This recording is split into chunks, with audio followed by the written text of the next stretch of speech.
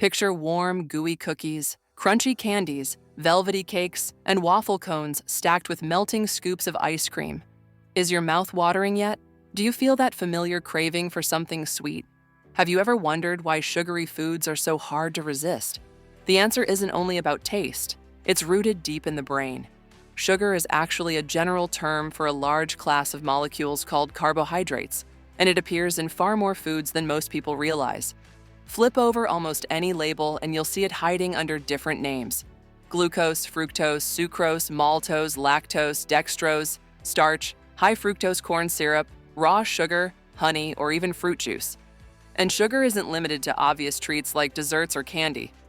It's added to tomato sauce, yogurt, granola bars, dried fruit, flavored drinks, and countless packaged foods.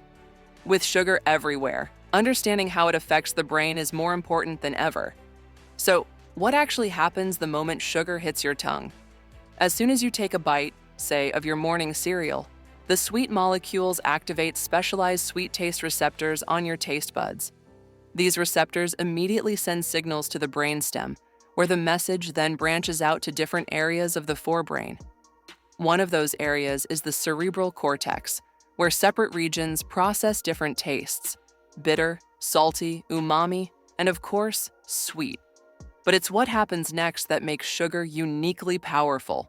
From the cortex, the signal travels to the brain's reward system, a complex network of electrical and chemical pathways that essentially answers one subconscious question: that warm, happy feeling you get after tasting your favorite dessert? That's your reward system giving you a big yes and reinforcing the desire to repeat the experience.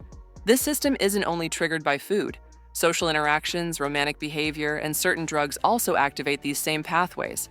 However, when the reward system becomes overstimulated, things start to get messy.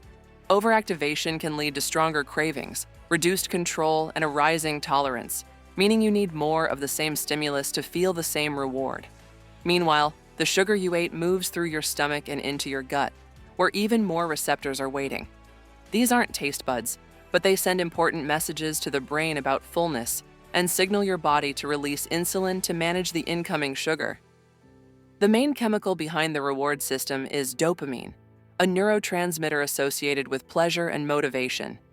Within the forebrain, certain regions contain dense clusters of dopamine receptors, hot spots that are heavily tied to reward-seeking behavior. Drugs like heroin, nicotine, and alcohol cause massive dopamine spikes, often leading to addiction. Sugar, while far milder, also releases dopamine, and unlike most foods, it does so in a way that can reinforce repeated consumption. Broccoli, for example, doesn't activate dopamine at all, which may explain why kids naturally gravitate towards sweets instead of vegetables.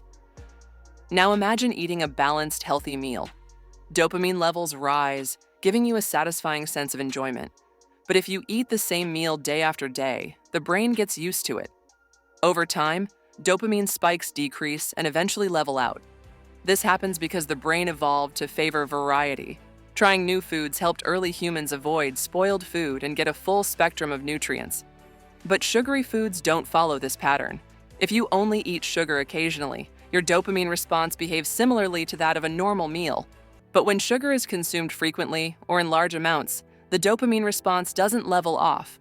The reward stays strong, making sugary foods continue to feel exciting and desirable. In this way, sugar behaves like a mild drug, reinforcing habitual consumption and making it difficult to cut back.